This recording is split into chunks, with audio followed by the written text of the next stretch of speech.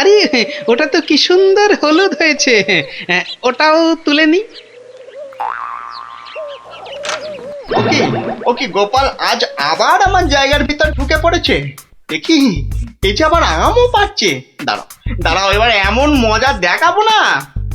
এই এই গোপাল, এই বাটুল, এটা কি হচ্ছে? এটা হচ্ছে এটা কি? আমার জায়গায় ঢুকে তুমি আবার আম পাচ্ছ? তোমার সাহস তো মন্দ নয়। বাহ, আমার আম আমি পাচ্ছি, এটা আবার ভালো মন্দের কি হলো? ও আমার বাড়ি আর কি, আমার আম। তা আমার জায়গায় আম আবার তোমার হলো কি করে? এটুকু বুঝতে পারলে না দানাদান? ভালো করে চেয়ে দেখো, গাছের ছায়া এই আম গাছ ওই লিচু গাছ ছাড়িয়ে চলে গেছে। তো আরে তাতেই তো সব হলো গো, কেননা এই ছায়া যে আমার কেনা। ইয়ার কি হচ্ছে নাকি? না না, ইয়ার কি মারবো কেন? গাছের ছায়া যখন আমার, তখন ছায়া যেখানে পড়বে সেখানটাই আমার হয়ে গেল, তাই না? দাঁড়াও দাঁড়াও, হাওয়াচ্ছি। কি গো, চললে কোথায়? মহারাজের কাছে তোমার নামে নালিশ করতে। বেশ, তাই যাও তাই যাও, আর আমি এই ফাঁকে গাছের বাকি আমগুলো ফাঁকা করি। তুমি ঠিক বলছো তো দনাদন, যে গাছটা তোমার জায়গার মধ্যেই আছে? আলবাত। জায়গাটা তোমার তো। এই যে জমির দলিলগুলো নিয়ে এসেছি, দেখুন। তাহলে মহারাজ, আপনার একবার নিজে গিয়ে এই ব্যাপারটা দেখা উচিত। ঠিক আছে, তাহলে চলো দেখি গিয়ে গোপাল কিভাবে তোমার জায়গাতে ঢুকে আম লিচু পাচ্ছে। চলুন চলুন মহারাজ, চলুন। এই, তোমরাও এসো আমার সঙ্গে, চলো। এবার গোপাল একেবারে মাঠে মারা পড়বে। ব্যাস, আম লিচু সব পাড়া হয়ে গেছে। বাহ বাহ বাবা বাবা, গাছের ছায়া যে আস্তে আস্তে আরো লম্বা হচ্ছে। বাবা বাবা বাবা, এবার তাহলে আসল কাজটা শুরু করে দিই।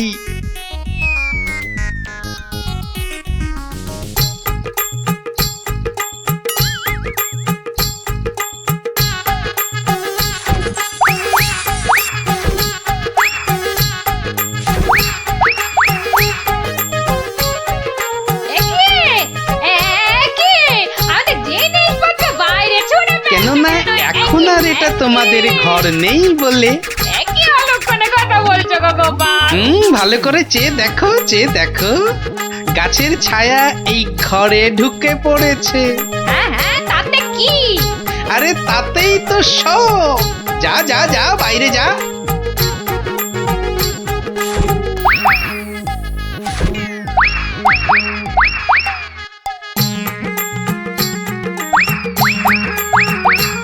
ওরে বাবা রে, কি আবার বাসন ছুড়লো রে বাবা! কি হলো? কি হলো? ভেতরে আসুন, ভেতরে তাড়াতাড়ি আসুন মহারাজ। ভেতরে মনে হচ্ছে কোনো একটা বড় গন্ডগোল হয়েছে। হ্যাঁ, চলো তো চলো তো। এ কি, গোপাল আমার ঘরের সব বাসন গোপাল কি পাগল হয়ে গেল নাকি? গাছের ছায়ার দিকে তাকান, ওটা যে এখন এই ঘরে ঢুকে পড়েছে। তো ব্যাস, আর তাতেই তো সব শেষ। থামো গোপাল, থামো, এসব হেঁয়ালি রাখো তো এখন।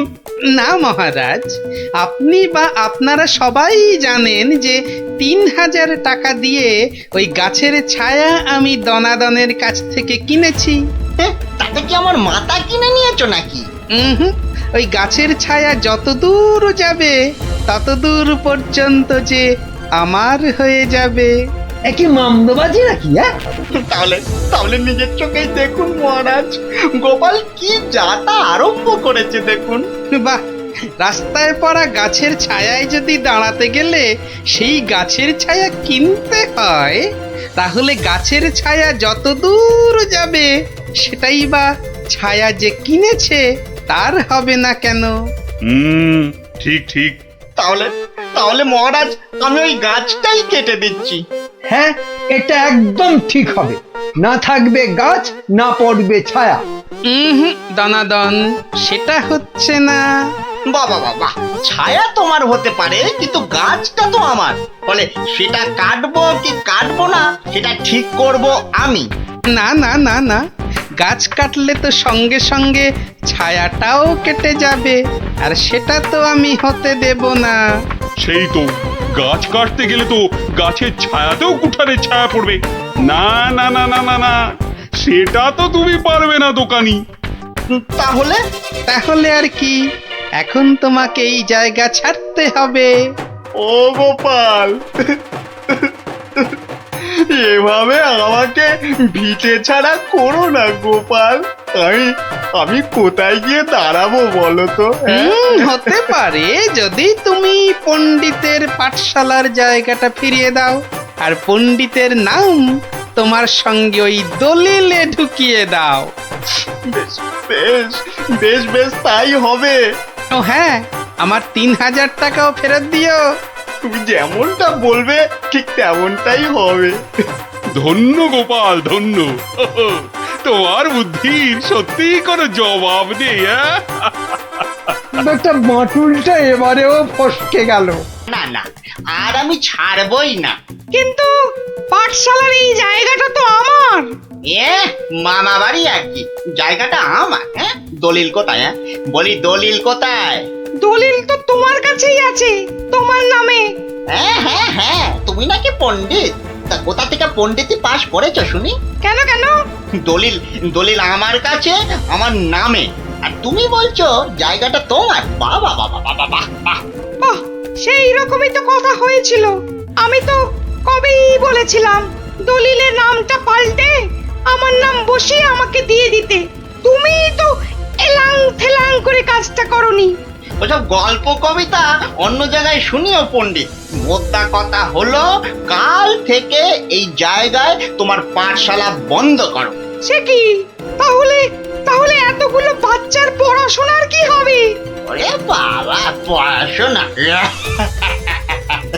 পড়াশোনা তা পড়াশোনা শিখে কে বড় মানুষ হয়েছে কবে? হ্যাঁ, তার থেকে ওদের ব্যবসা করতে শেখাও না, জীবনে দাঁড়াতে পারবে, বুঝেছো? কিন্তু কিন্তু তাহলে এই জায়গাটার জন্য তোমাকে যে 5000 টাকা দিয়েছিলাম তার কি হবে? হ্যাঁ, আবার গল্প শোনাচ্ছ তো পণ্ডিত? কি বলছোটা কি? তার মানে আমার 5000 টাকার কোনো দাম নেই তোমার কাছে? কোনোদিনও দেখিনি তোমার টাকা, তার আবার দাম। যাও যাও, এখান থেকে কেটে পড়ো তো। দলিল আমার নামে, দলিল আমার কাছে, এই জায়গাটাও তাই এখন থেকে আমার। এখন কি যে করি? এদিকে 5000 টাকা জলে চলে গেল, আবার কাল থেকে পাঠশালা নেই, মানে বাচ্চাগুলোর পড়াশোনাই বন্ধ।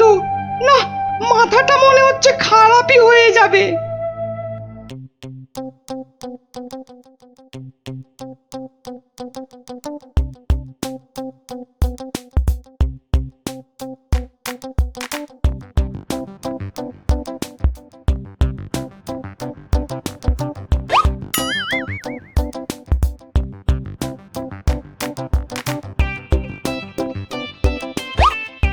এই কিরে, তোরা এ সময় পাঠশালায় না থেকে এখানে বসে কেন? হ্যাঁ, আমাদের ছুটি দিয়ে দিয়েছে। মানে এই তো সবে গরমের ছুটি শেষ হলো। আরে না না না, গরমের নয়, এটা হলো এমনি এমনি ছুটি। কি ফাজলামো হচ্ছে? হ্যাঁ, যা যা যা, পাঠশালায় যা। সত্যি গো গোপাল দাদু, আমাদের পাঠশালা আজ ছুটি দিয়ে দিয়েছে। সে কি রে, কেন? আরে বাবা, পাঠশালায় আর থাকবে না তো ছুটি দেবে না? আমার যে আনন্দ হচ্ছে না, কি বলবো দাদু। চুপ কর, তোরা যে কি বলছিস আমার মাথায় কিছুই ঢুকছে না। আরে গোপাল দাদু, আমাদের পাঠশালাটা যে জায়গাটার উপর, সেটা নাকি পণ্ডিত মশাই নয় গো। তাহলে কার? সেটা আমরা না জানি না। মোদ্দা কথা হলো, ওটা যার জায়গা সেটা সে নিয়ে নিচ্ছে, আর তাই আমাদের পাঠশালা পড়াশুনো কিচ্ছু নেই। ইয়াহু! কিন্তু কিন্তু পণ্ডিত মশাই এখন কোথায়? উনি তো আমাদের ছুটি দিয়ে রাজসভার দিকে গেলেন। ও ঠিক আছে, তাহলে রাজসভার দিকেই যেতে হচ্ছে।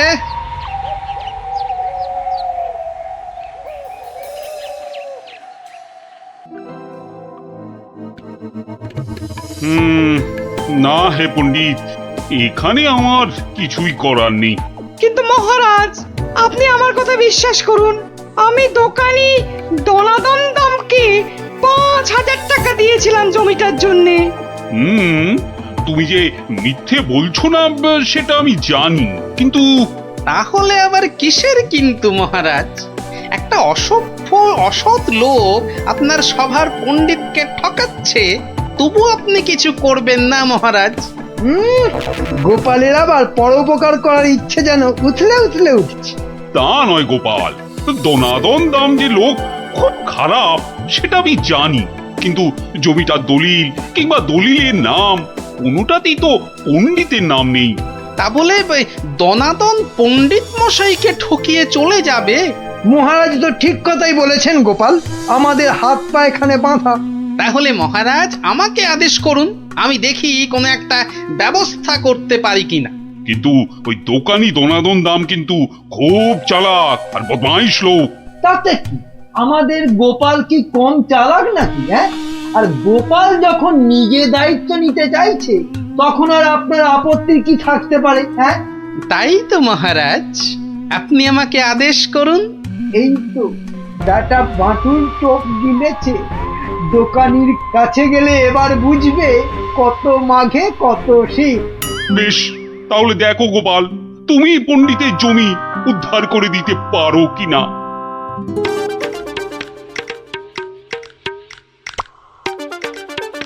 ওহ, কি রোদ রে বাবা!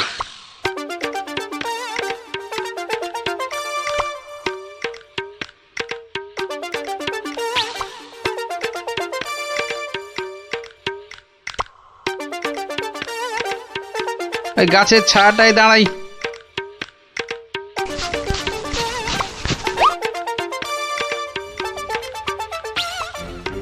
কিন্তু ও কি, গোপাল আবার আমার জমির দিকে এগিয়ে আসছে কেন?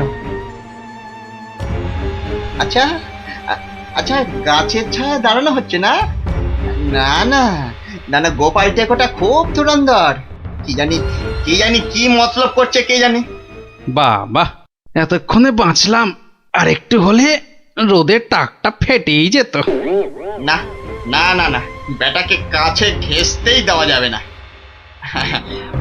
ও গোপাল, গোপাল, তা এখানে কেন বাবা? এই একটু ছায়ায় দাঁড়িয়েছি। কেন, আর কি কোথাও ছায়া পেলে না বাবা? হ্যাঁ, বেছে বেছে আমার জায়গার ধারেই আসতে হলো। না, তোমার এত বড় জায়গাটা একটু ওই চোখ মেলে দেখছিলাম আর কি। না, আর দেখতে হবে না বাবা, আর দেখতে হবে না। এখন এখন এখান থেকে কেটে পড়ো তো। বাহ, আমি তো আর তোমার জায়গায় দাঁড়িয়ে নেই যে তুমি বললেই কেটে পড়বো। হ্যাঁ, দাঁড়িয়ে নেই মানে? হ্যাঁ, দাঁড়িয়ে নেই মানে কি? আমি স্পষ্ট দেখছি তুমি আমার জায়গায় গাছের ছায়ায় দাঁড়িয়ে আছো। হুম, গাছটা তোমার জায়গায়, কিন্তু ছায়াটা তো তোমার জায়গায় নেই। এই তোমার বুদ্ধি গোপাল। হ্যাঁ, ছ্যা ছ্যা ছ্যা ছ্যা ছ্যা ছ্যা ছ্যা ছ্যা ছ্যা। গাছ যখন আমার তখন গাছের ছায়াও আমার। হ্যাঁ, বুঝলে বুঝলে না? না না, নাও এখন এখান থেকে হাওয়া পাতলা করো দেখি, পাতলা করো, পাতলা করো। এ আবার কোন দেশের নিয়ম? হ্যাঁ, এ হলো কৃষ্ণনগরের নিয়ম, বুঝলে? না না, নাও কাটো এখান থেকে, কাটো তো। আচ্ছা আচ্ছা, যাচ্ছি। হ্যাঁ।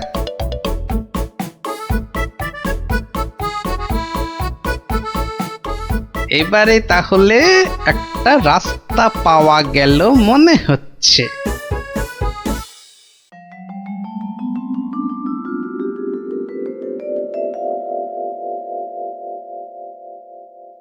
এ কি? হ্যাঁ, আবার গোপাল হাজির হয়েছে। ওই আসছে দনাদন বেটা। আরো দেখাচ্ছি মজা। ও যা খেপে যাবে না আজ। এই যে গোপাল ভুড়িয়াল, হ্যাঁ, আজ আবার আমার গাছের ছায়ায় এসে দাঁড়িয়েছো। বাহ, রাস্তায় গাছের ছায়া পড়েছে, তো তার নিচে আমি দাঁড়াবো না? না, পারবে না। আচ্ছা, একটা কথা আর কতবার তোমাকে বলতে হবে বলো তো? নাও নাও নাও, কেটে পড়ো এখান থেকে, যাও যাও বলছি। আর যদি না যাই? তাহলে তাহলে তোমার ঘর ধাক্কা দিয়ে সরিয়ে দেবো, বুঝেছ? বাবা, কিন্তু ভাই কোনো কি উপায় নেই এ তোমার গাছের ছায়ায় দাঁড়ানোর? থাকবে না কেন? থাকবে না কেন? তাহলে তোমাকে গাছের ছায়াটা কিনে নিতে হবে। হ্যাঁ, বলো কি? ছায়া কিনতে হবে। তা কত শুনি দাম তোমার গাছের ছায়ার? 3000 টাকা। বেশ, তাহলে দেখি তোমার গাছের ছায়াটা কিনে নেওয়া যায় কিনা।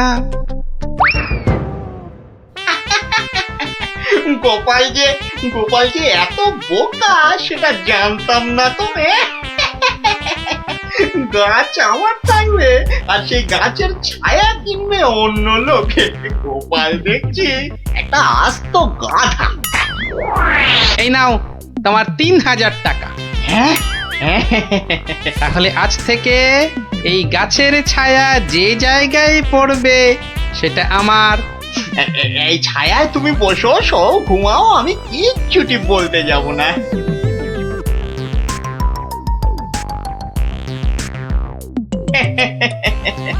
গাছের ছায়া বিক্রি করে 3000 টাকা। না না না না না, বেশ ভালোই ব্যবসা করলাম। এই জন্যই লোকে বলে দোকানি দনাদন দাম। হ্যাঁ, মরা জিনিসের থেকেও তুলে আনে চাম।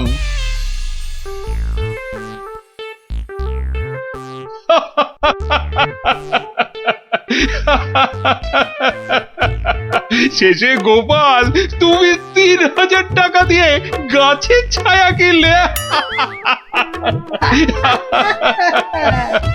এইবারে গোপাল ঠিক জব্দ হয়েছে।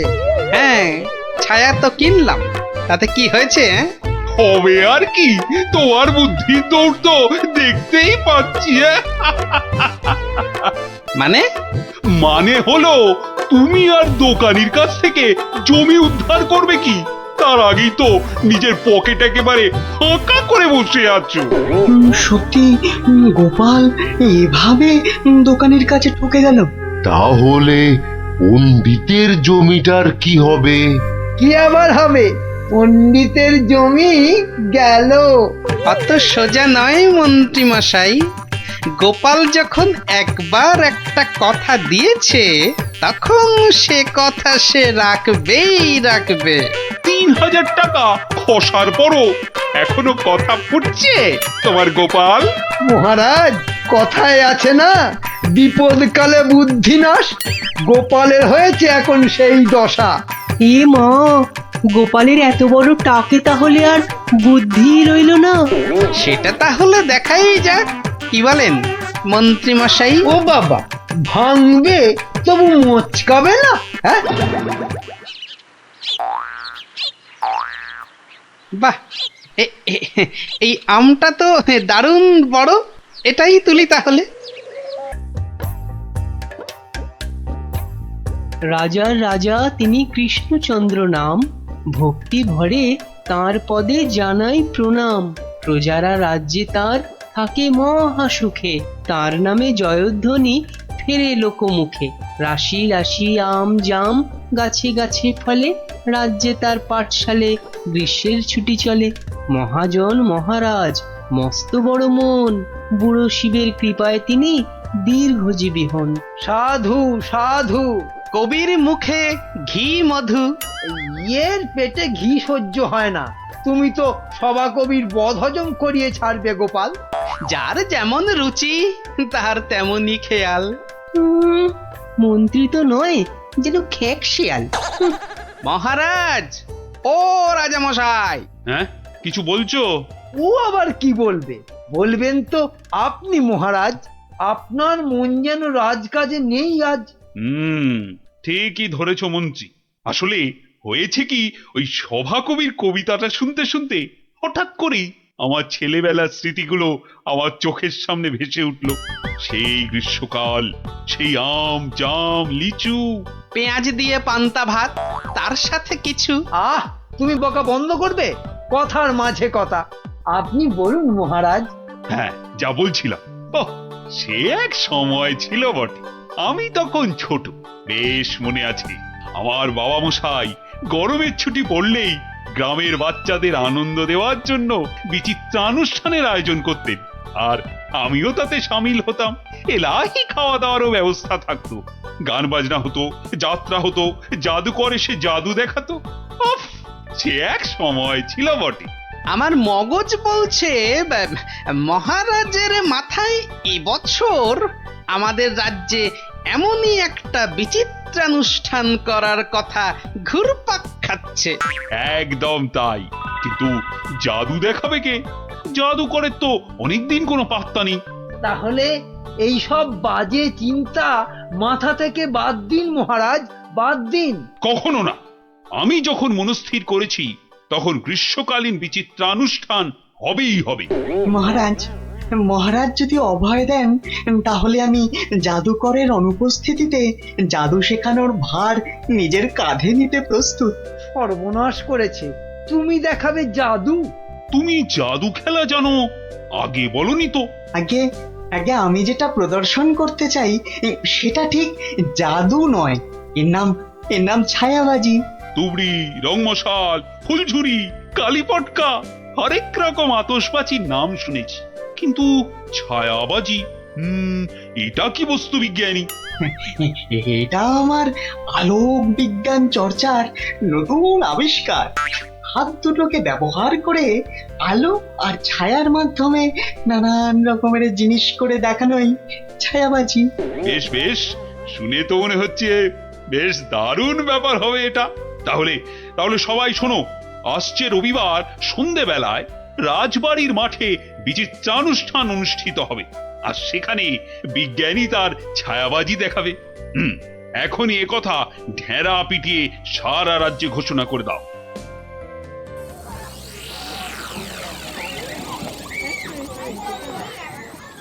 এখন আপনাদের সামনে ছায়াবাজি প্রদর্শন করতে আসছেন আমাদের সকলের প্রিয় বিজ্ঞানী দাদু। হাততালি, হাততালি, হাততালি।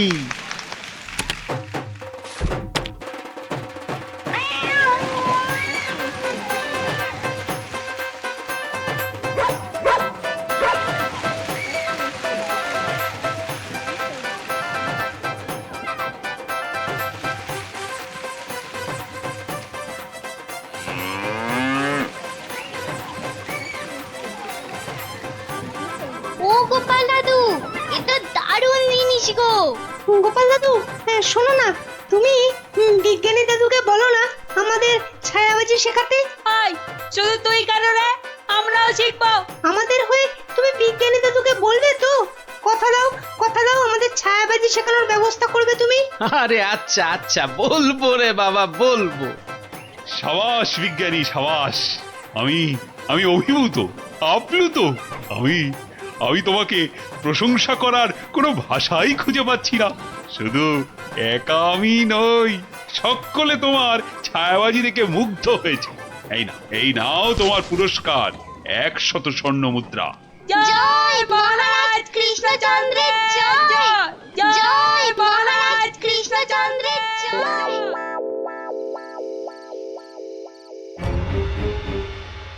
কৃষ্ণচন্দ্র, বৎস কৃষ্ণচন্দ্র, আরে এই বেটা কৃষ্ণ, ওঠ, উঠে পড় বলছি। এই কে কে কে কে তুই? তুমি না আপনি? হা, হা, হা, হা। আমাকে চিনতে পারলি না কৃষ্ণচন্দ্র? না, মানে আপনি কে দাদা?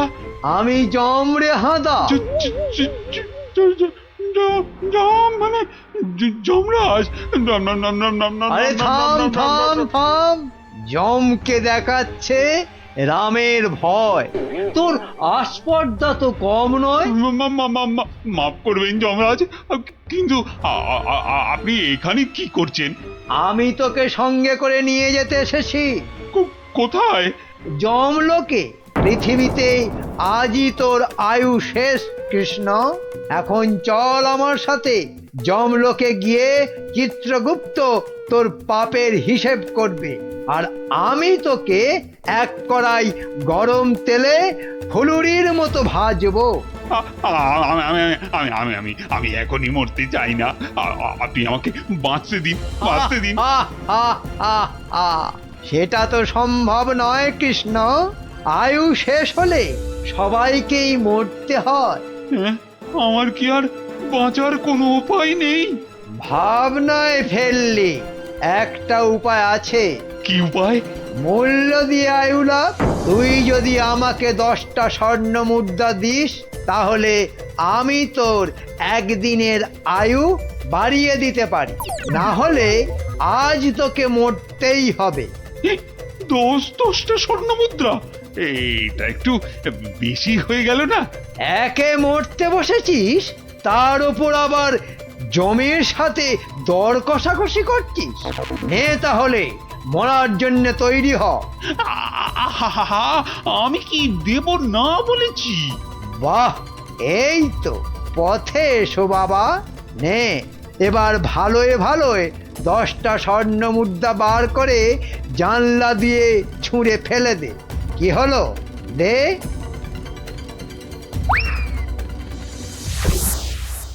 নে এবার চোখ বন্ধ করে সোনা ছেলের মতো ঘুমিয়ে পড়।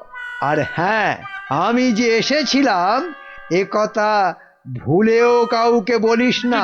ঠিক আছে, বলবো না। নে এবার ঘুমিয়ে পড়।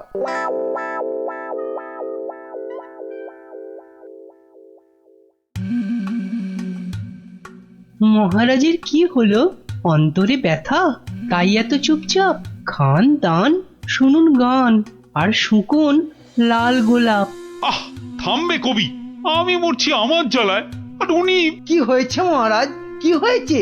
আপনাকে এত উত্তেজিত দেখাচ্ছে, কি হয়েছে আপনার? বলুন মহারাজ, বলুন আমাদের। না, কাউকে কিছু বলা চলবে না।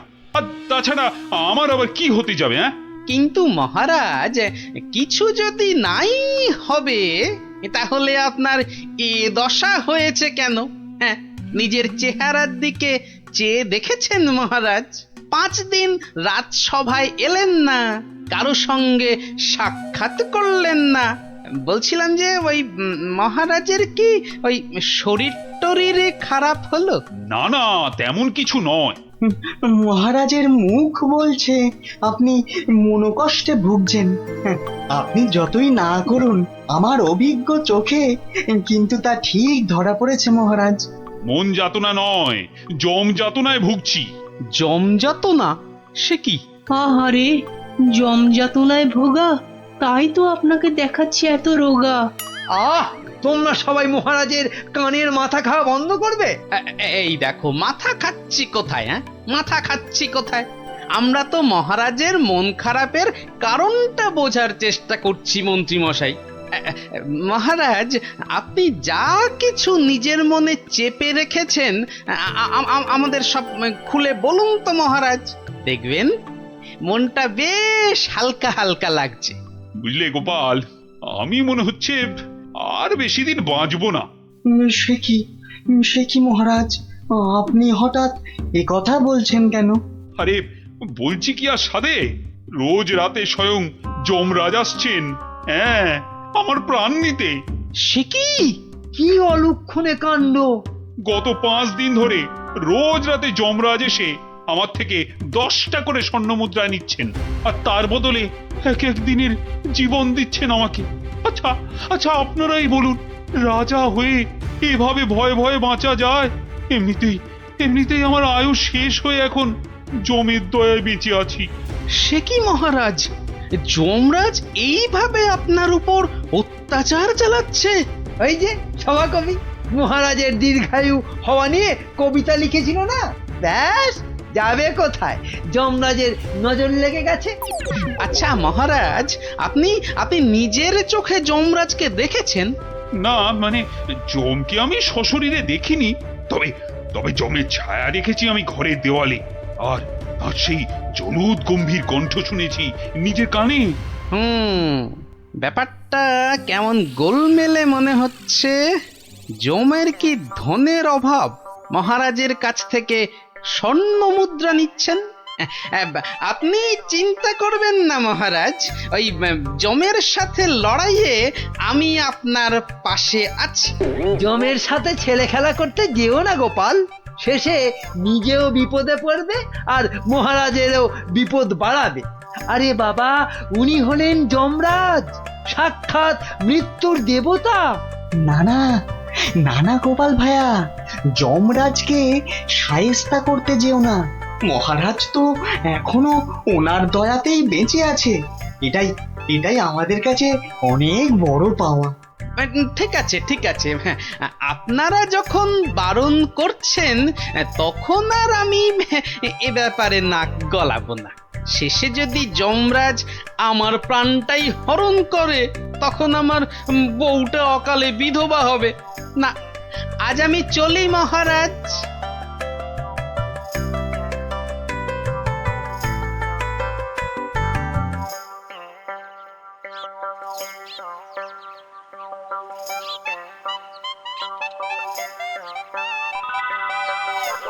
তখন থেকে কি ছাইপাশ ভাবছো? হ্যাঁ, দুপুরে ঠিক করে খেলেও না, ঘুমোলেও না, তোমার কি হয়েছে গো? জমে ধরেছে। হ্যাঁ, আহা, আমাকে না মহারাজকে। আমি ভাবছি মহারাজকে কিভাবে জমের হাত থেকে উদ্ধার করা যায়, বুঝলে? আচ্ছা গিন্নি, ছায়া কি কথা বলে? ছায়া কথা বলে? আমি তো এমন কথা জন্মে শুনিনি বাপু। চাই চানাচুর টাটকা ভাজা, যতই খাবে ততই মজা, লাগলে বলবেন। এখানে আবার ফেরিওলা? যতই খাবে ততই মজা। ও হরি তোরা, আমি তো তোর গলাটাই চিনতে পারিনি, ভাবলুম ফেরিওয়ালা বোধ হয়। এই চোঙাটা কোথা থেকে জোটালি রে? হ্যাঁ, কুটিদের মামা বাড়ির গ্রামে রথের মেলা থেকে কিনেছি গোপাল দাদু। জিনিসটা কেমন হয়েছে বলো তো? খাসা হয়েছে, খাসা।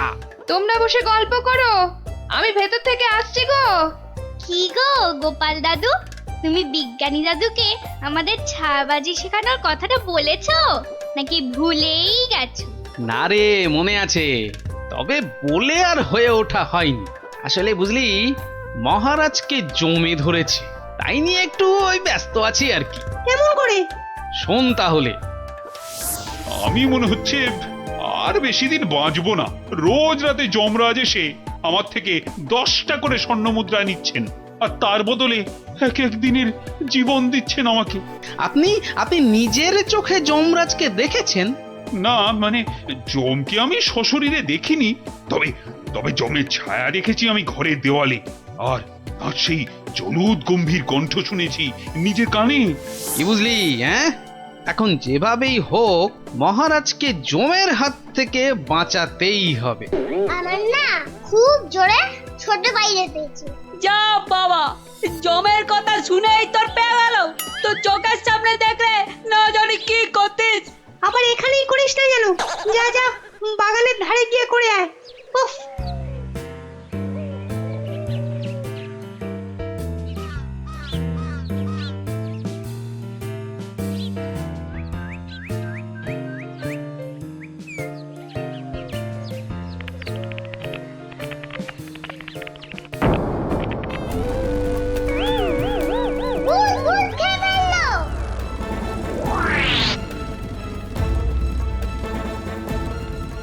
কিরে, কি হয়েছে?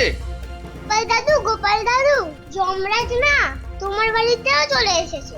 সে কি রে? দেখা তো কোথায়?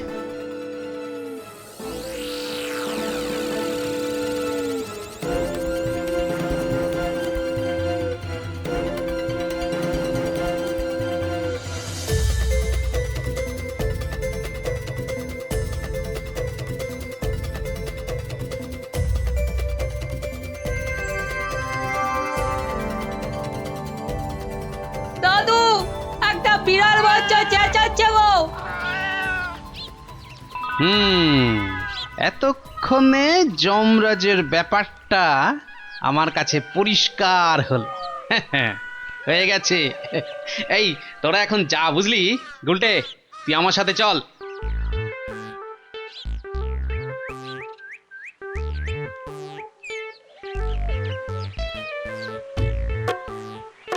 আজ রাতে তোমার ছায়াবাজির আসল পরীক্ষা বিজ্ঞানী। আচ্ছা বিজ্ঞানী, গুলটে পারবে তো তুমি যেমন যেমন শিখিয়েছো তেমন তেমন করতে? পারবে পারবে, নিশ্চয়ই পারবে। কিন্তু কিন্তু সে আজ রাতে আসবে তো? আরে আলবাত আসবে, আর এলেই বেটাকে দেখিয়ে ছাড়বো। গুলটে, তুই এখন বাড়ি যা। বিজ্ঞানী দাদু যা যা শিখিয়েছে সব মনে আছে তো? হ্যাঁ, রাত্রিবেলায় জায়গা মতো চলে আসিস।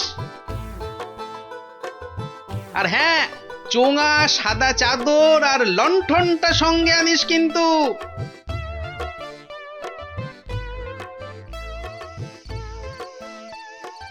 ওঠ কৃষ্ণচন্দ্র, তোকে এত করে বারণ করা সত্ত্বেও তুই আমার সাথে সাক্ষাতের কথা সবাইকে বললি। আমি এক্ষুনি তোর প্রাণ হরণ করব। আমাকে মারবেন না, আমাকে মারবেন না। এই নিন আপনার 10 স্বর্ণ মুদ্রা। আজকে আর 10 স্বর্ণ মুদ্রায় হবে না, তোকে আজ 50 স্বর্ণ মুদ্রা আমাকে ভেট দিতে হবে, তবেই তোকে জীবন ভিক্ষা দেব, বুঝেছিস?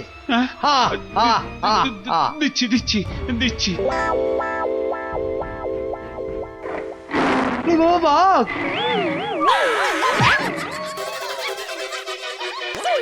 ওরে বাবা রে, গেলাম রে।